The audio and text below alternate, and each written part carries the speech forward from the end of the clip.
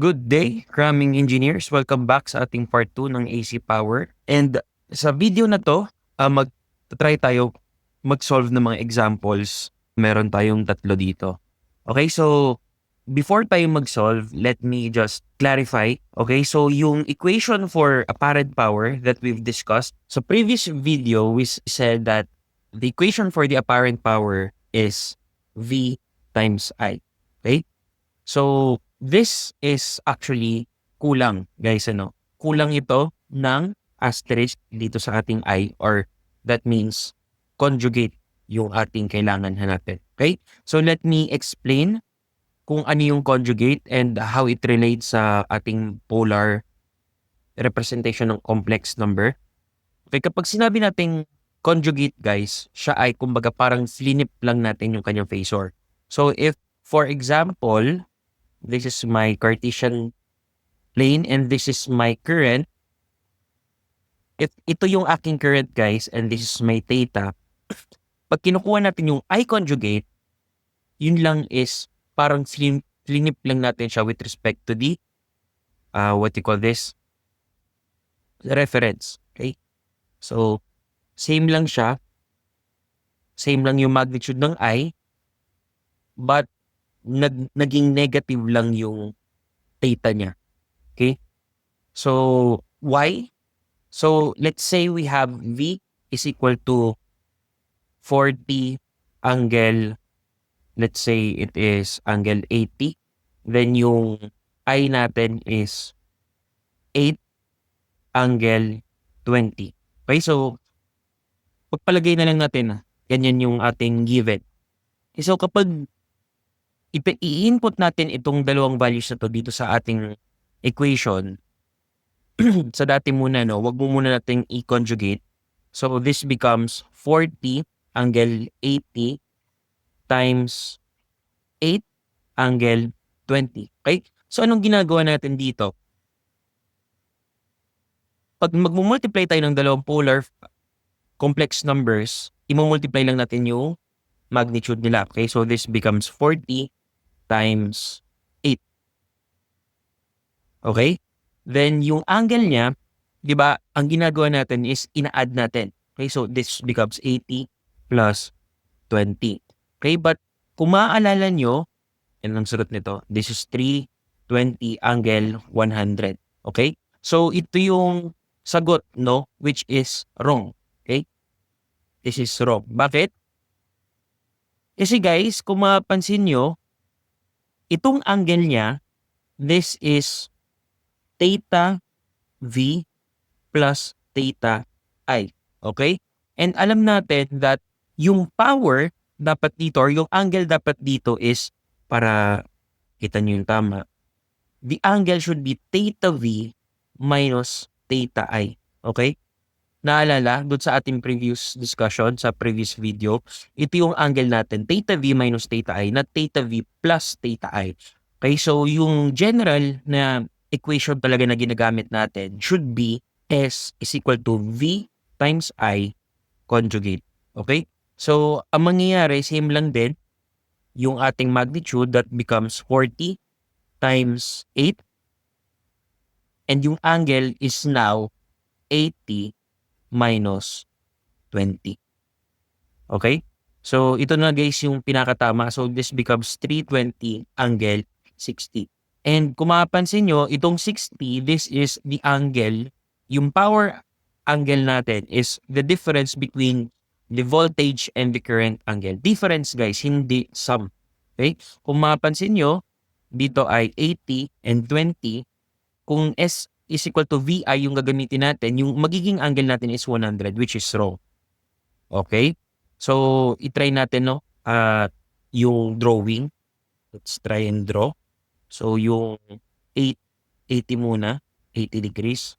So, ito yung ating V, which is equal to 40 angle 80. And, kuha tayo ng I, which is here.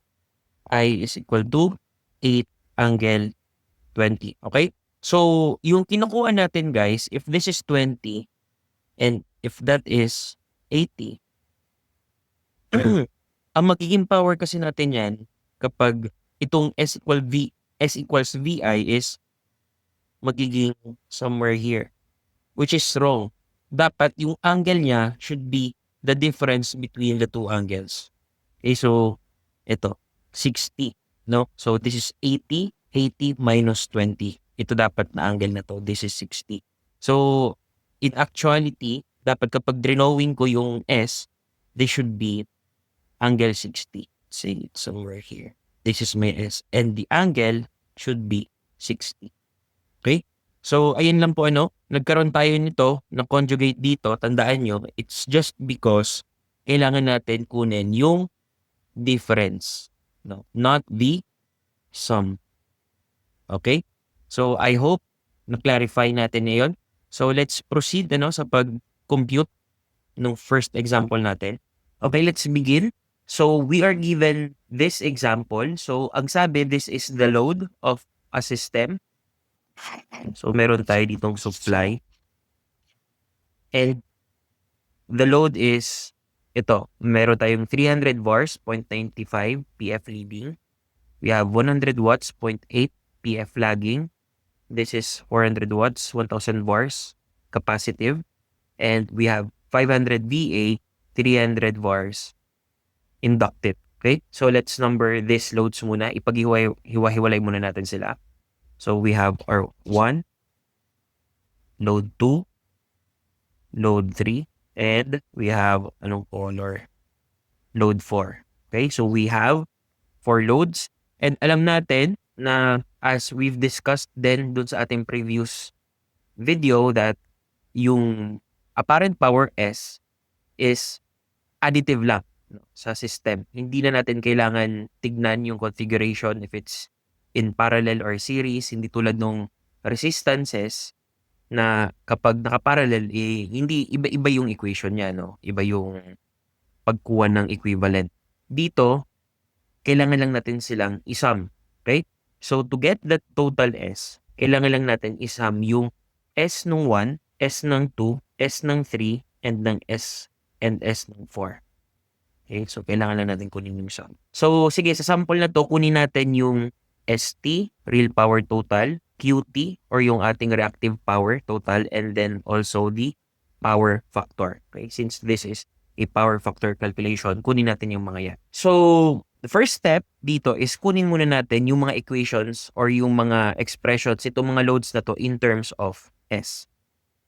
Okay? So, as we go along, i-explain ko rin sa inyo kung ano tong mga units, no? Or sige, before pa tayo pumunta, I'll explain first kung ano tong mga units if I haven't yet discussed the units dun sa previous video. I think I forgot. The equation again for S in general is VI conjugate. So, ang unit ng V is volts. Ang unit ng current is amperes. Volts, ampere. Okay? So, the unit is VA, literally. That's the unit of apparent power. Voltage times current, volt ampere. Okay? Yung Q naman, which is yung imaginary part ng ating S, the unit of that is also volts, ampere, pero may karugtong siyang reactive to indicate that this is the reactive power. Kaya siya tinatawag na VAR. Okay? Volt, ampere, reactive. And yung P naman, ito yung watts. Alam natin. Okay? So, sa unit pa lang, makita nyo na kung ano yung tinutukoy. So, dito, VARs nakalagay. So, this is the Q. Dito naman, this is the P, since watts, also P. Ito naman is 100 VAR, so that's also Q. And this is VA, so this is already the apparent power. But also, given yung kanyang reactive power. Okay? So, kapag sinabi nating capacitive, then 1,000 bars capacitive, it means that pababa yung ating Q, hindi siya pataas kapag drawing natin yung power triangle. Okay, so later on, iisa-isain naman natin yan. Okay, let's start with S1. So sa S1, ang given is 300 bars. So let's put that as Q1. That is 300 bars. And the power factor is 0.95 leading. Okay? So, kapag leading guys, meaning capacitive yung load na to. Ibig sabihin, leading, no? leading yung current sa voltage. Kapag gano'n, ibig sabihin tinutulak yung voltage pabalik kaya nauuna, kaya nagli-lead si current. Tama? And that happens when dominant ang capacitor sa specific load na to. Okay? So, i-drawing natin yung kanyang power triangle. So, since this is leading, I know that ito ay pababa. Okay? So, 300 volts daw ito na Q. Yung P hindi natin alam, but the data can be solved. Bakit? We know that the power factor is just cosine of the angle theta. Okay? And this, we can get the theta that is equal to arc cosine of the power factor, which is 0.95. So the angle is 18.1919487234 or 18.19 ko na lang degrees. Okay? So that is this angle. And para makuha natin CS, we know that the Q is equal to S sine theta. Tama? Ito yung S na hinanap natin. Okay? So this is actually just equivalent to S, this value of S, sine theta. Okay? So hinanap natin si S, then meron naman tayong theta, pwede na natin makuha. Okay? So S will be equal to Q over sine theta, or that is 300 over sine no 18.19 degrees. This is 960.7689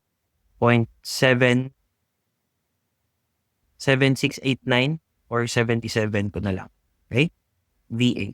Okay, so my S1 can be written as 960.77 angle negative, guys. Negative 18.19. Okay? Bakit negative to? Kasi pababa siya eh. Okay? If this is my Cartesian coordinate, pag clockwise yung angle, that is negative.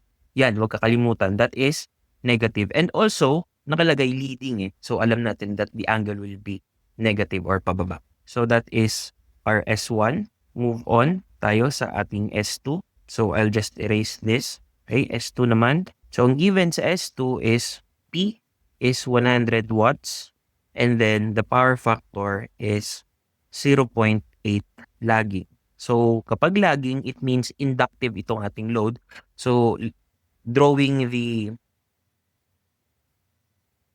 power triangle, paakyat yung reactive power. Okay? So, this is 100 watts. 100 watts ito. And the angle, theta, well, pwede natin makuha yung angle na yan, but actually, hindi na natin kailangan kunin yung angle para makuha yung S. Bakit? We know that S times the power factor will be equal to the real power. Okay? So, para makuha si S, it's just P over the power factor or 100 watts over 0.8. Okay? So, yung S is equal to 100 divided by 0.8 is 125. Tama ba? 100 divided by 0.8. Yes, it's 125. But, kailangan pa rin natin palakunin yung angle para makuha natin yung buong expression for S. Okay, so this is 125. And the angle is, kailangan lang natin kunin yung arc cosine no power factor. Okay? Arc cos ng 0.8 is, the angle is 36.8698965 or 87 ko na lang. 87 degrees. Okay, so this is our S. Okay, S1, S2. Next is S3. So for S3, the given is capacitive no 400 watts. P is 400 watts. And the Q is 1000 vars capacitive. So if we were to draw the power triangle, pababa ulit, capacitive. So this is 400 watts and this is 1000 vars. Okay?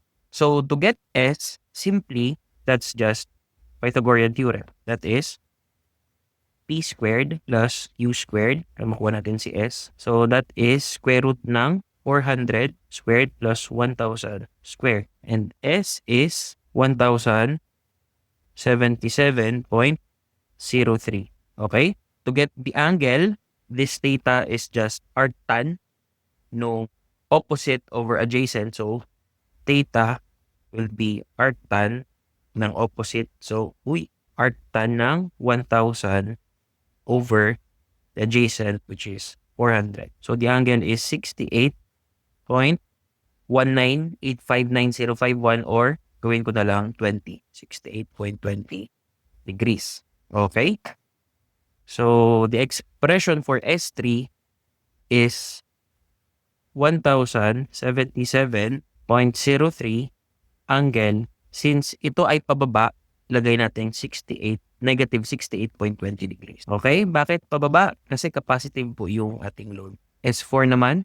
So, to get S4, ang given is 500 VA. So, S is 500 VA. And the Q is 300 bars. Ano yan? Inductive. So, siya ay paakyat. To draw, this is 500, wala pa palang power. This is 500, which is the S. Yung Q is 300 bars paakyat. So, we need to get the angle. Okay? And para makuha si angle, meron naman na tayo ng hypotenuse and meron din tayo ng yung opposite side. So, the equation is, so Q is actually equal to S sine theta. Okay? So, meron tayong value ng Q, meron din tayong value ng S. Kailangan lang natin hanapin is value ni sine theta. Okay?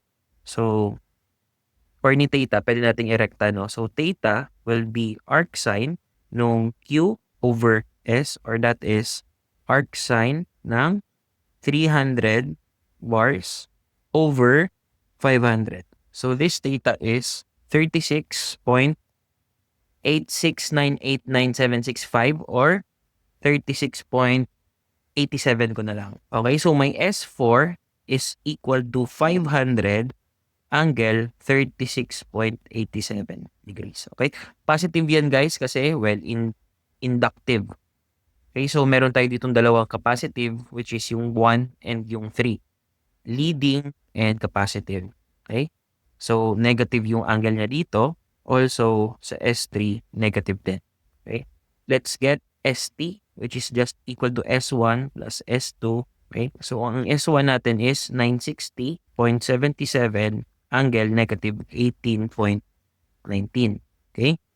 Plus, our S2 is 125 angle 36.87 plus S3 is 1,077.03 angle negative 68.20 plus S4 is 500 angle 36.87. Okay? Parehas pala yung angle ni S2 and S4, ano? Okay, let's input this sa ating calculator. Make sure na naka-complex kayo, ano? 960.7. Okay, so the answer is 1812.73. Hindi ko na kompletuhin, ano? Plus, minus pala. Minus 924.928915 or 93 na lang. J. Okay? Okay. So, this is now my ST. Pinapakuha sa atin si PT. So, ang total real power, it's just the real component nitong ating ST. So, that is the first term. So, 1812.73 watts. And, okay, so that's PT. QT naman, it's the imaginary part. So, that is negative 924.93 vars. Or, pwede natin itong sabihin na 924.93 vars capacitive. Okay, napansin nyo, negative siya kasi pag i-drawing natin siya, pababa. Okay, so let me draw, no, the actual power triangle of this system. So, may P tayo dyan, PT, 1812.73, and meron tayo 924.93 bars pababa. And this is our ST, so 1812.73. Okay? So, there you have it. Nakuha na natin si PT, si ST, of course, and si QT. Next is to get the angle. Bakit? Kasi kailangan natin yung angle to get the power factor. Or actually, sorry guys, hindi pala to yung ST. Hindi pa pala natin nakakuha si ST. So, paano natin makakuha si ST? So, yung nakuha natin na answer sa calculator, pwede nating i-convert into polar. So, yung ating ST is actually 2035.06 angle negative 27.03. Ayan guys, so negative kasi capacitive. Okay? So this angle is negative 27.03. And to get the power factor, kailangan lang natin kunin guys yung cosine ng theta. So the power factor will be cosine of the theta, which is negative 27. So the power factor is 0.89. And pwede nating ilagay na leading. Bakit? Kasi, well, it's capacitive. Capacitive yung ating load. Pababa. Okay? So that is number 1, which is a very good example, kasi halos nadaanan natin yung lahat ng ways para natin paglalaroan given yung Q or given yung PF, given yung power or yung reactive power. Paano natin kukunin yung apparent power? Okay? So, ayan. Marami siyang na-touch. Okay? So, that is number 1. Let's move on to number 2. An electrical load operates at 240 volts. The load absorbs an average power of 8 kilowatts at lagging power factor of 0.8. Calculate the apparent power S and the impedance Z of the load. Okay? So, ang V, guys, pag given dyan, that is RMS. Okay, so the load absorbs an average power of 8 kilowatts and the power factor is 0.8 lagging, meaning inductive yung ating load. So, ang pinapahanap is S and the impedance Z. So, paano natin ito kukunin? Let's first draw the power triangle. So, we know that the power is 8 kilowatts and paakyat yan because lagging yung ating power factor. Okay? So, this is 8 kilowatts and this is the angle. The angle can be solved by getting the arc cosine of the power factor, which is arc cosine of 0.8. So, the angle is 36.87 na naman. So, we can calculate for the S. Actually, let's write the original equation first, that the P is just equal to S times the power factor PF. So, hindi ko alam kung bakit kinuha ko po yung angle, pero baka mamaya gamitin natin, So, kunin muna natin si S. S is just equivalent to P divided by the power factor. So, 8 kilowatts divided by 0.88 kilowatts divided by 0.8, which is the power factor. So, ang S natin is actually 10,000, or 10K VA. Okay? This is 10K VA. So, ang tinatanong, the apparent power and the impedance of the load. Oh, so actually, ayan na. The apparent power is 10 kVA angle. O yan, di ba? 36.87. So, nakuha na natin yung una, which is the apparent power, and the impedance. Okay? So, paano natin kukunin si impedance? Kunin muna natin siguro si current.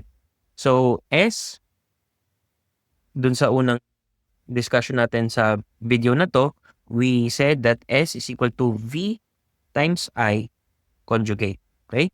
So, I conjugate is just equal to S over V. Okay? So, ano yung angle ng ating V? We'll take that as reference, guys, ano? So, the angle is, kapag yan ang reference ay, of course, 0. So, let's write it down. 10 kVA, or alisin ko na muna yung units, guys. 10 K angle 36.87 divided by the V is 240 angle 0. So, my I conjugate is equal to, this is 41.6667 angle 36.87 minus 0. So, that is 36.87. Okay? But this is I conjugate. Kailangan natin is si I. So, di conjugate lang natin yan, or kailangan lang natin kunin yung negative angle. Okay? That is 41.6667 angle negative 36.87 amperes. So, this is our current. We also have our voltage. Pwede natin makuha si impedance. So, our Z is just equal to V over I. So, let's write it. 240 angle 0 over 41.6667 angle negative 36.87. Okay, so 240 angle 0 divided by 41.6667 angle negative 36.87. The impedance is 4.607-99014 or 4.6 na lang plus 4.61 ko na lang pala. 4.61 kasi 4.607. Okay, so plus 3.45600 or 3.46 J. Okay, or in polar form, that is equal to 5.759995392 or 5.76 ko na lang, angle 36.87. So we have our impedance here. Okay? Impedance and apparent power. Okay, kung i-drawing natin guys yung ating impedance triangle, this is 4.61 ohms. Sorry guys, hindi ko pala nalagay yung units nito, no? Ohms dapat ito, ohms. So 4.61 ohms and 3.46. So ito ay 5.76 with an angle of 36.87. Kung mapapansin nyo, magkamukha talaga yung S at yung Z. Same sila. Okay, yung power triangle, it literally looks like the impedance triangle. They are equivalent triangles. Sorry, not identical, but equivalent. Same sila na ratios nung legs and nung hypotenuse, at as well as they have the same angle. Amazing.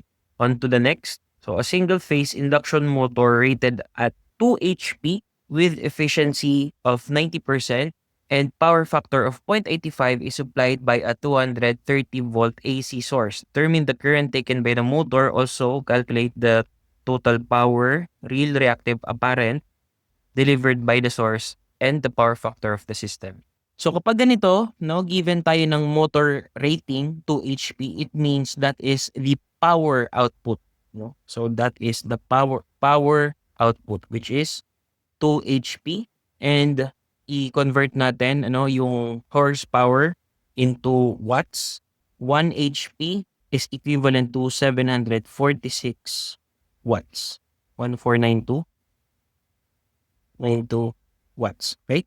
Yan yung power output. Pero nakalagay dito, ang efficiency, eta, is 90% or 0.9. And yung efficiency natin, efficiency ng mga machines natin, the equation for that is usually, or palagi pala, that's the power output over the power input. Okay? So, kailangan natin kunin si power input. Paano? Power input will be power output over the efficiency. So, this is 1492 divided by 0.9. Okay, so yung power input is 1657.7778 or 0.78 ko na lang. Okay, so mukhang makatotohanan naman. parang ganito lang yan ano. I have a motor here. So nag-supply yung power supply natin ng 1657.78 watts. Pero yung nagamit is 1492 watts. Nasaan yung difference? Well, nawala na yung difference because of the imperfections of the machine. Okay? Palaging mayroong losses tayo no, sa electrical machines. Of course, some of this power is converted into heat and yung iba napupunta sa mga ating eddy current losses, etc. Kasi, well, meron tayong magnet and meron tayong coil of wire dyan sa loob ng isang motor. Okay? So, siguro ko sa ibang subjects, pwede natin ma-discuss or look at some of my videos dito sa YouTube. Meron din tayong konting videos regarding electrical machines. Okay? Okay. So, there you have it. We have the power input, the power output. The power factor is 0.85. For sure, this is lagging. Bakit lagging? Kasi motor to eh. Inductor tong malaki eh. The voltage, RMS, is 230 volts. So, determine the current taken by the motor. So, I also calculate the total power. Okay? So, ayan. Tanong is the current taken by the motor or yung input current. So, saan natin kukunin yun? Dito natin kukunin sa power input. So, ang hinahanap natin is si I. Ang alam natin is si P and si power factor. So, we know that P is equal to S times the power factor. Therefore, my S is equal to the power over the power factor, or that is 1657.78 watts over the power factor is 0.85. So, our S is 1950.3267 or pwedeng 3 na lang. Sorry, this is S. And the angle is our cosine ng power factor, which is 0.85. The angle is 31.79. So, yung S ko is just actually 1950.33 angle 31.79 degrees. So, that is the S drawn by the supply. Okay? And we know that S is equal to VI conjugate. So, kunin natin si I. So, that will be S divided by V conjugate. So, input natin, ang S is 1950.33 angle 31.79 degrees divided by, that is 230 angle 0, that will be our reference, and kunin natin yung conjugate. Actually guys, meron din sa calculator, kapag pumunta tayo sa complex, no? Shift 2 for complex, nakalagay dyan yung number 2, conjugate, no? So, paano yan ginagamit? Sige, input muna natin ito. So, 1950.33 angle 31.79. So, sa mga students ko dyan, always, no? Huwag niyong gagayahin ito. This is just para madali lang natin magawa yung video, no? Pero, palagi kong sinasabi sa inyo, always use the full values kapag nag-compute. Okay? Huwag niyo kong gagayahin ngayon. So, this is divided by 230 angle 0. So, may makuha kayo na answer. So, kung ano man yan, na answer na yan, pwede kayo pumunta sa shift complex and yung 2, which is conjugate, and input niyo yung answer. Okay, so, ang kalalabasan is the current is 7.21 minus 4.47 J, or I is in polar, that is 8.48 angle negative 31.79 degrees. Okay? So, this is the current supplied to the motor. Okay, so nakuha na natin yung una. Okay, next is to calculate the power, real, reactive, and apparent delivered by the source. Okay, so sa total power, actually, nakuha na natin guys, ano? Nakuha na natin yung ST. Actually, mas inuna nga natin kunin yung ST. So, our ST, RS is 1950.33 angle 31.79 or kunin ko yung kanyang rectangular 4. So, 31.79.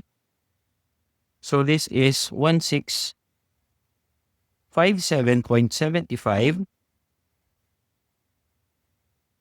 plus 1027.45 J. Okay? So, the apparent power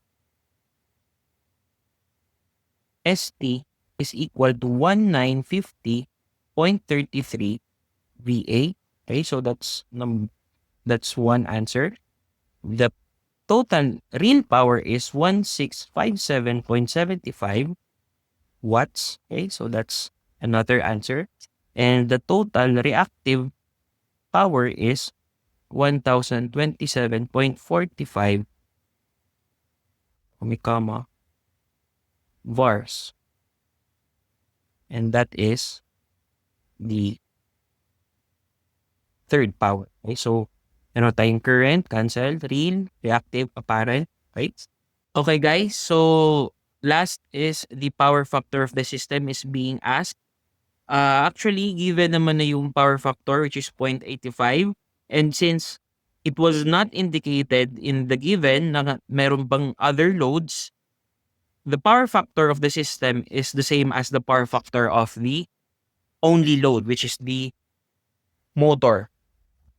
Okay, so ang given is 0.85 power factor ng motor, and that will also serve as the power factor of the whole system because wala namang ibang loads na naka-attach that we know of. Okay, so wala rin tayong ibang mako-compute dyan.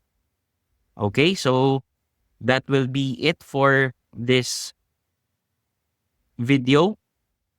I hope na naintindihan. If you have any questions, clarifications, don't hesitate to comment on this video or message me sa ating mga GC. Okay? Thank you.